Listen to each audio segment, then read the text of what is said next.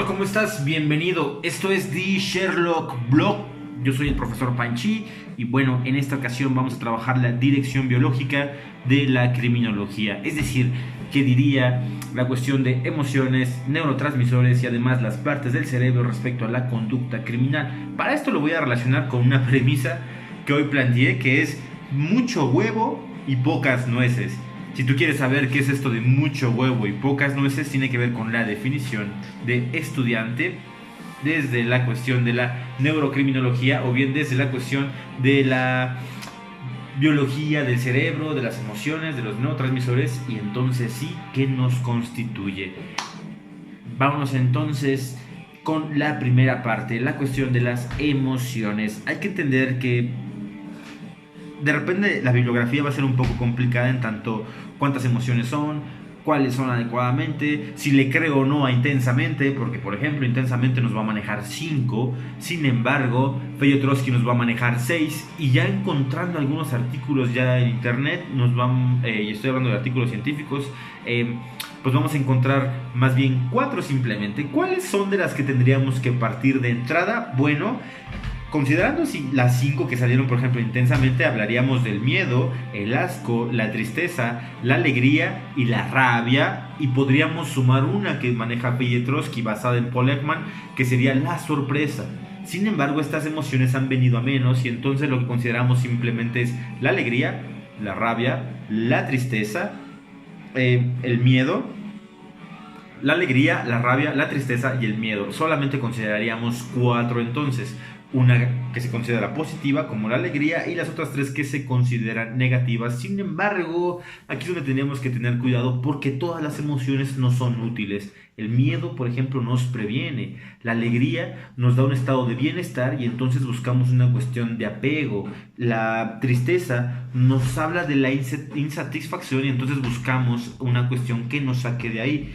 La rabia nos va a tener en la frustración y entonces nos va a poner alerta para el ataque. El asco más bien tiene que ver con una cuestión de aversión y entonces de evitar ciertas cosas que no nos gustan de entrada. Y la sorpresa simplemente nos previene o nos pone alerta ante ciertas situaciones que más bien son nuevas. Yo te recomendaría que te bases principalmente en las 4 emociones, que serían alegría, tristeza, miedo y rabia, pero que las vivas todas. Estas emociones, por ejemplo, esa sensación de entrada que tenemos, antes de que se vuelva un sentimiento, lo que va a canalizar son ciertos neurotransmisores en el cerebro y entonces tendríamos que ver cuáles son estas sustancias. Por ejemplo, unas te las voy a relacionar con los efectos de las drogas. Primero, la serotonina, que la podríamos relacionar con la cuestión del bienestar. Yo te la relacionaría, por ejemplo, con la marihuana. La siguiente sería la dopamina y esto tiene que ver más bien con una cuestión del placer y además de los superpoderes. Yo te lo relacionaría más bien con la cocaína. Pero ojo aquí, siempre tenemos que estar alerta de qué es lo que nos sirve para explicar la cuestión criminal, que a veces simplemente se aterriza en la cuestión de la agresividad o bien de la violencia. En este caso, bajos niveles de serotonina y altos niveles de dopamina lo que van a hacer es que van a alterar nuestra cuestión de control de impulsos, porque piensa lo siguiente: tú tienes un bajo nivel de bienestar y tienes un alto nivel de superpoderes o bien de búsqueda de placer, y entonces este bajo bienestar y estos altos superpoderes lo que nos van a hacer es ¡pum!, reventar y vamos a cometer conductas agresivas. Luego nos podremos ir a otros dos neurotransmisores que son la adrenalina y la noradrenalina. Feyotrowski, para esclarecer qué es cada uno, hace una relación entre entre un león, porque este va atrás, y un conejo. ¿Qué es lo que va a pasar aquí? El conejo corre del león. Los dos tienen un sistema de alerta que los hace ir, pero ojo aquí, mientras el conejo lo que pretende es escapar, funge la cuestión de la adrenalina y el león lo que pretende es alcanzar y entonces va a fungir una cuestión de noradrenalina.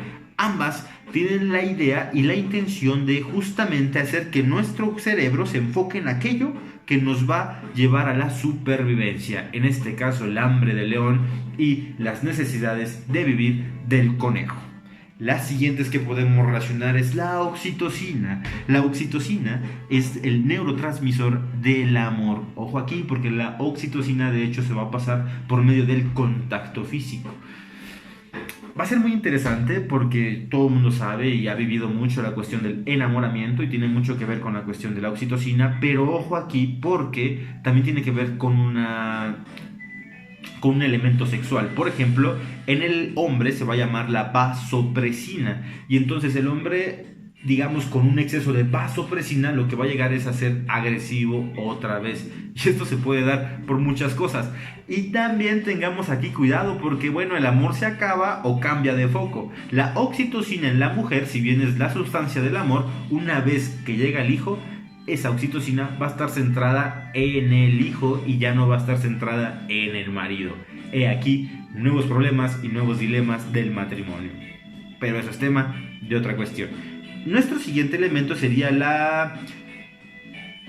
las endorfinas. Yo te relacioné algunos neurotransmisores con drogas, como por ejemplo serotonina con marihuana, dopamina con cocaína, y entonces te diría que las endorfinas se podrían relacionar con la cuestión de la heroína. Es decir, hay placer, hay felicidad, hay una cuestión de desbordar los límites físicos, es decir, aquello que no podríamos creer que llegaríamos a hacer más allá de las 20 repeticiones de lagartijas que solemos hacer todas las mañanas. La endorfina nos da para hacer 30 lagartijas y entonces por eso es tan satisfactorio. Se relaciona mucho con la cuestión de la felicidad, pero ojo porque también un exceso de endorfinas causan adicción y entonces sí, estar buscando maneras de satisfacerlos, y entonces eso también tiene que ver con una relación de la criminalidad o bien de la conducta criminal. El último neurotransmisor que trabajaríamos hoy sería la melatonina. La melatonina es un neurotransmisor relacionado con las cuestiones de sueño y también con la cuestión de la madurez sexual, pero tiene que ver con una cuestión que de repente los místicos llegan a relacionar con una idea del tercer ojo, y que incluso Descartes estudió para entender al hombre en su momento, y tiene que ver con la glándula pineal, de la cual hablaremos después. Consideramos ya entonces las emociones y además la cuestión de lo que sentimos. De entrada se va a segregar por una cuestión de neurotransmisores, pero también hay un elemento aquí que sería la cuestión del sistema endocrino, y entonces la testosterona. La testosterona necesariamente se relaciona mucho con la idea de la agresividad, pero ojo, aquí va a estar la diferencia entre violencia y agresividad. La agresividad puede ser positiva y también puede ser negativa. Niveles adecuados de testosterona nos van a tener una agresividad, digamos, positiva o adecuada, mientras que el exceso de testosterona nos va a llevar a la violencia. Y entonces, mientras aquí se daba una competencia, aquí se va a dar una pelea y una pugna. Nos rebasa la testosterona y entonces la violencia otra vez rompe con la cuestión. Tenemos entonces emociones, neurotransmisores, sistema endocrino propiamente con la testosterona, diferencia entre violencia y agresividad, y ahora sí nos iríamos a la parte del cerebro. El cerebro es sumamente complejo, pero también sumamente interesante. Ojo aquí, te voy a dar una clasificación a partir del cerebro triuno, que nos indica más bien 3 partes del cerebro, y de aquí es donde podemos, digamos, empezar a discernir qué es lo que tendríamos que balancear de cada una, porque tú tienes que tener mucho cuidado en cuáles serían las implicaciones de una lesión en ciertas partes del cerebro, y entonces tendrías que considerar las 3 partes en las que se suele clasificar el cerebro.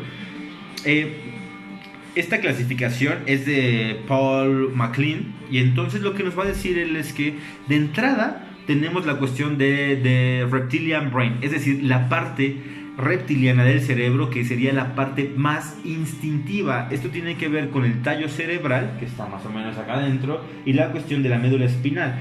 Diría que esto es una idea de herencia pura, pura genética y entonces casi no tenemos control ni nada que hacer sobre ella, pero sí sobre lo que sigue, que sería the middle brain, o bien la parte emocional, o bien el sistema límbico, donde vamos a hacer la relación entre emociones y experiencias. Por eso aquí también está mucho la idea de la memoria sensorial incluso. Cómo nos hemos sentido cuando se nos acerca un payaso. Bueno, si tienes un trauma por eso, lo que vas a sentir es miedo, y otra vez las emociones te van a decir: protégete, huye, no te tomes fotos con él. Sin embargo, lo que va a pasar acá es que está, digamos, el encéfalo, y el encéfalo lo que hace es cubrir la parte de la amígdala, el tálamo y el hipotálamo, y aquí se van a jugar más bien todas las cuestiones emocionales y entonces los sentimientos una vez racionalizados. ¿Por qué hago este movimiento? Porque aquí entonces veríamos la tercera parte del cerebro, o cual diríamos la más nueva, es decir,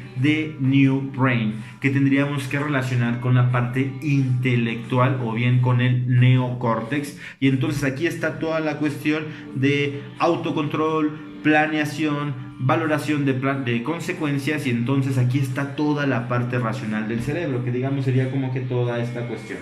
Lo que nos hace diferentes de hecho de los animales es justamente esto, pero aquí también está nuestro gran peso y responsabilidad. Ojo, no todo se va a explicar desde la neurocriminología, no todo tiene que ver con la biología, porque caeríamos en un determinismo biológico y no es así.